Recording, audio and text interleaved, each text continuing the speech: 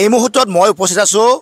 চিচিবৰ গাঁও চাৰিআলিৰ পৰা আমগুৰি হৈ ভেৰেকি কাছমাৰীলৈ যোৱা পথত আৰু এই পথটোৰ বৰ্তমান যিটো নিৰ্মাণ কাৰ্য চলি আছে যিটো এই পথটোৰ যি বৰ্তমানৰ যি অৱস্থা কাৰণ 2024 বৰ্ষৰ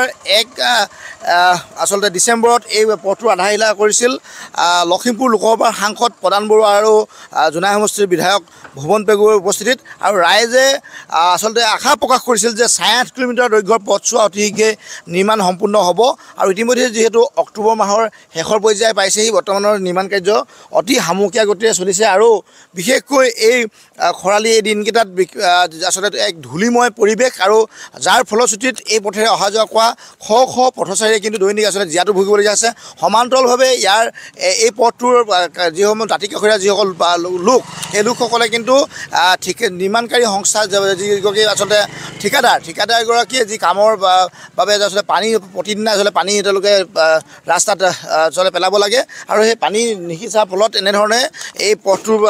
অতি ধূলিময় হৈ পৰিছে আৰু আমাৰ সৈতে একাংশ স্থানীয় সচেতন যুৱক আছে আমি তেখেতৰ পৰা জানিব চেষ্টা কৰিম যিহেতু কথাটো হৈছে চিচিবৰ গাঁও আৰু আমগুৰি যিটো সংযোগী গগাপানী পথটো আছে এই পথটো আচলতে এক ব্যস্তময় পথ এই পথটোত প্ৰায় 50খন গাঁৱৰ লোকে ছাত্ৰ ছাত্ৰীসকলে প্ৰতিদিনাখনে স্কুলে হওক বা কৰ্মসূত্ৰে বিভিন্ন ঠাইলৈ অহা যোৱা কৰে কিন্তু যোৱা বছৰ 24 চনৰ 12 ডিচেম্বৰ মাহত আধাৰিলা স্থাপন কৰা যিটো এই পথ প্ৰায় 8.5 কিলোমিটাৰ যি আধাৰিলা স্থাপন কৰিলে এই প্ৰায় এবছৰ হ'ব গ'লে যিজন ঠিকাদাৰে আচলতে কামটো লাভ কৰিছে এই ঠিকাদাৰজন কিন্তু ব্লেক লিষ্টেড কৰিব লাগে যে কি তেওঁ ইমানে হামুকৰ দৰে তেওঁ কামবিলাক ইমান লেহেমীয়া গতিৰে তেওঁ কৰিব ধৰিছে আৰু আপোনালোকে আজি দেখিছে আমি আহি যে দেখিছোঁ যে কি এই ৰাস্তাটো যিদৰে তেওঁলোকে পানী ব্যৱস্থা কৰিব লাগে প্ৰতিদিনাখনে কোনো পানী ব্যৱস্থা নাই ৰাইজৰ অভিযোগৰ ফলত তেওঁলোকে অকল ভেকু ভাওনা পানী দিয়া নামৰ ভেকু ভাওনা কৰিব গৈছে আজি আপোনালোকে দেখিছে কিছু ঠাইতে তেওঁলোকে পানী দিছে কিন্তু আমি য'ত এতিয়া উপস্থিত হৈ আছোঁ যে গড়মৰা আমি যিডোখৰ ঠাইত থৈ আছোঁ এই ধৰক কোনো পানী ব্যৱস্থা কৰা নাই সেইটো যিজন ঠিকাদাৰ আছে এই ঠিকাদাৰৰ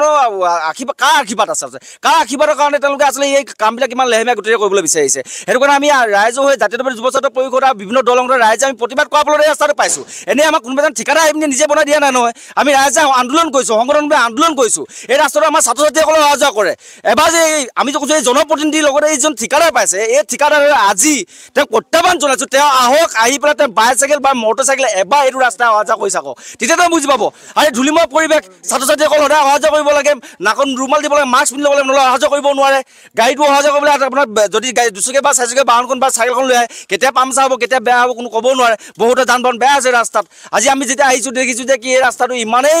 অশান্তি পাইছোঁ আহি পেলাই সেইকাৰণে কৈছোঁ আমি যে কি এই ৰাস্তাটো যিজন ঠিকাদাৰ পাইছে এই ঠিকাদাৰজনক আঁতৰাই কিন্তু বেলেগ নতুনকৈ এজন ঠিকাদাৰ তেওঁলোকে দিব লাগে যিজন ঠিকাদাৰ খুব তাৎক্ষণিক আমাৰ ৰাস্তাটো নিৰ্মাণ কৰাৰ ব্যৱস্থা কৰিব লগতে আমি যিজন জনপ্ৰতিনিধি ইয়াত আহি পেলাই তেওঁ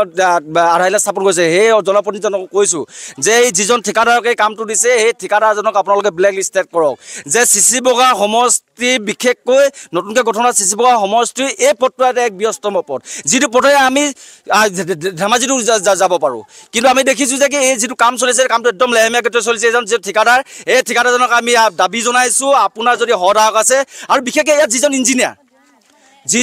জড়িত হৈ আছে এই ইঞ্জিনিয়াৰৰ লগত আমি যোৱাকালি টেলিফোনত তেখেতক কথা পাতি গম পালোঁ যেতিয়া যিটো এতিয়া মেটেলছৰ কাম চলি আছে এই মেটেলছো আপোনালোকে আমি তেখেতক শুনিলোঁ যে মেটেলছো কিমান ডাঙৰ হ'ব লাগে যিহেতু টেকনিকেল ব্ৰাঞ্চ হ'লে তেওঁলোক এষ্টিমেট যিটো আমাৰ হাতত আমি পোৱা নাই তেওঁ কিবা এষ্টিমেট কথা কৈছে যে 6 ইঞ্চি মেটেলছো হ'ব লাগে কিন্তু আপোনালোকে দেখিব আমাৰ তাত ভিডিঅ' আছে মেটেলছৰ নামত সৰু ফলাশিল আৰু এইটো শিলৰ গুড়াই নে মাটি নে আপোনালোকে ধৰিব নোৱাৰে এই ৰাস্তাটো যে একেবাৰে যে দুৰ্নীতি হৈছে এই কথাটো একেবাৰে প্ৰতিফলিত হৈ আছে ভিডিঅ'য়ে কথা ক'ব ইয়াত ৰাইজে কথা ক'ব সেইটো কাৰণে আমি জাতীয়তাবাদী যুৱ ছাত্ৰ পৰিষদ আৰু আমি চিচিবৰ গাঁও গড়মৰা আমগুৰি ৰাইজে এটা দাবী উত্থাপন কৰিছোঁ এই ঠিকাদাৰজনক ব্লেক লিষ্টেড কৰিব লাগে আৰু যি দুৰ্নীতি হৈ আছে বিশেষকৈ এই যিজন আমাৰ ইঞ্জিনিয়াৰ আছে এই ইঞ্জিনিয়াৰক কিন্তু তদন্ত আঁতৰাই আনিব লাগে আমি চাওঁ এই ৰাস্তাটো বিজেপিয়ে কৈছিলে যে বিজেপি বিকাশ বিজেপি ডাবল ইঞ্জিন চৰকাৰ আজি ডাবল ইঞ্জিন চৰকাৰ এই ৰাস্তাত এনেকুৱা হ'ব লাগে নে আমি বৰষুণ দিলে পানী হয় ৰ'দ দিলে বোকা হয় কিমান কষ্টকৈ অহা যোৱা কৰিবলগীয়া আছে আজি হাজাৰ ল'ৰা ছোৱালী এই পথেদি অহা যোৱা কৰিছে আৰু মই সেইদিনা এই ৰাস্তাতে পথেদি হেৰিলৈ গৈছোঁ ধেমাজিলৈ গৈছোঁ মোৰ মাথা পৰা হেলমেট পৰি ক'ত ভল খাই পৰিছে মই গম নাপালোঁ কিন্তু হেলমেটটো মই আজিলৈকে পোৱা নাই কিমান দুখৰ মাজত আমি এইটো অহা যোৱা কৰিবলগীয়া আছে মোৰ গা বিষ হৈ গৈছে মই সদায় নাযাওঁ দৈনিক এই ৰাস্তাতে যাতায়াত কৰা হাজাৰ কিছুমান শিক্ষক আছে কিছুমান ল'ৰা ছোৱালী ছাত্ৰ ছাত্ৰী আছে ইমানেই দুৰ্ভাগ্য আপোনালোকে দেখিছে না গাড়ীবিলাক গৈ আছে কিমান বালিময় এদিন আপোনালোকে এই ৰাস্তাটো আমি কষ্ট পাইছোঁ আমি ওলাই আহিছোঁ কিন্তু ইয়াত আজি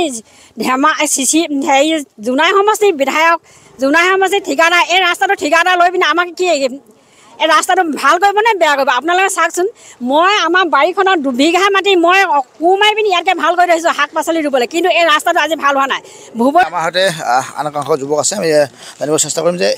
বৰ্তমান যিটো আমি দেখিছোঁ যে এই পথটোৰ ৰাইজে অতি আশা প্ৰকাশ কৰিছিল 10 কোটি টকা আবণ্টন হৈছে কিন্তু যিধৰণে পাককল অনুসৰি পথটো নিৰ্মাণ হ'ব লাগিছিল সেই পথটো কিন্তু নিৰ্মাণ নোহোৱাৰ যিটো ৰাইজে অভিযোগ কৰিছে কি ক'ব মই প্ৰথমতে কওঁ এই ৰাস্তাটো যি সংযোগ হৈ আছে ইয়াৰ আশে পাশে প্ৰায় 50খনমান গাঁও আছে আৰু এই 50খনমান গাঁৱৰ পৰা আপোনাৰ শ ষ্টুডেণ্ট স্কুললৈ যাবলগীয়া হয় কলেজলৈ যাবলগীয়া হয় আৰু ময়ো এজন ডায়েটৰ ষ্টুডেণ্ট হয় যেতিয়া মই ৰাতিপুৱা ওলাই যাওঁ কলেজলৈ ইমানেই ধূলি আৰু ৰাস্তাত গোটেই ফলীয়া শিলগুটি এই ফলীয়া শিলগুটিৰ পৰা আমি দেখা পাওঁ সৰু সৰু ষ্টুডেণ্টবিলাকে চাইকেলেৰে অহা যোৱা কৰে আৰু সিহঁতে পৰি পিনি ইনজিউৰ্ড হৈ যায় আৰু মই দেখিবলৈ পাইছোঁ যে এই মানে পৰি পিনি সিহঁতৰ মাথাৰ পৰা তেজ ওলোৱা মই এনেকুৱা এটাও ঘটনা দেখিছোঁ মোৰ চকুৰ আগতে কিন্তু এতিয়া ঠিকাদাৰে কাৰ আশীৰ্বাদত আচলতে এনেকুৱা দুৰ্নীতি কৰিবলৈ সাহস পাইছে সেয়া আমি ক'বলৈ সাধাৰণ জনতাই ক'ব নোৱাৰিছোঁ আৰু কওঁ যে ইয়াত যি মেটেৰিয়েলছ ব্যৱহাৰ কৰিব লাগিছিল আচলতে সেই মেটেৰিয়েলছ ব্যৱহাৰ কৰা নাই বুলি আমি ইতিমধ্যে জানিব পাৰিছোঁ আৰু এই ৰাতিপুৱা যদি ইয়াত পানী অলপ ছটিয়াই দিলে হয় ৰাস্তাটোত তেতিয়াহ'লে কৰ্মচাৰীসকল আৰু ষ্টুডেণ্টবিলাকে কলেজলৈ বা স্কুললৈ অহা যোৱা কৰিবলৈ যথেষ্ট সুবিধা হ'লহেঁতেন আচলতে আমি ক'বলৈ বিচাৰিছোঁ যে উন্নয়নৰ শ্লোগান মাতি যি এই আজি উন্নয়নৰ ফুপুলা ছবি আৰু মই নিজেও ক্লাছ 10ৰ পৰা পঢ়ি আহোঁতে এই ৰাস্তাটো মানে ভাল হোৱাই নাই এই উন্নয়নৰ যি ফুপুলা ছবি মই 10 বছৰে দেখি আহিছোঁ চকুৰ আগত আচলতে আমি মানুহবিলাকে অৰুণোদয় নতুবা এই যে মিঠাতেল এনেকুৱা মানে ধৰ্মভিত্তিক আৰু কিছুমান মানে আঁচনি ভিত্তিক ৰাজনীতি কৰি থকাতকৈ আমি বিচাৰোঁ যে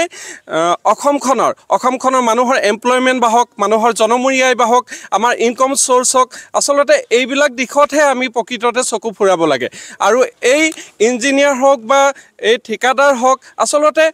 আমাৰ বিজেপি চৰকাৰ দিনত কোনজন নেতা বা আমাৰ স্থানীয় কোনজন নেতাৰ পৰা আশীৰ্বাদ পাই আচলতে এই কাম কৰিবলৈ সাহস পাইছে আমি এই কথা কিন্তু আমি লেখত ল'বলগীয়া মোৰ ক'বলগীয়া ইমানে এগৰাকী সচেতন স্থানীয় যুৱক আৰু তেওঁ ইতিমধ্যে উল্লেখ কৰিছে যে বৰ্তমানৰ যি পথটোৰ অৱস্থা এই অৱস্থা আচলতে ৰাইজক আচলতে দুৰ্ভোগ ভোগাইছে আৰু আচলতে বৰষুণ যিহেতু কমি গৈছে আৰু বৰষুণ নোহোৱাৰ ফলতো এই পথটোৰ যিটো অৱস্থা কাৰণ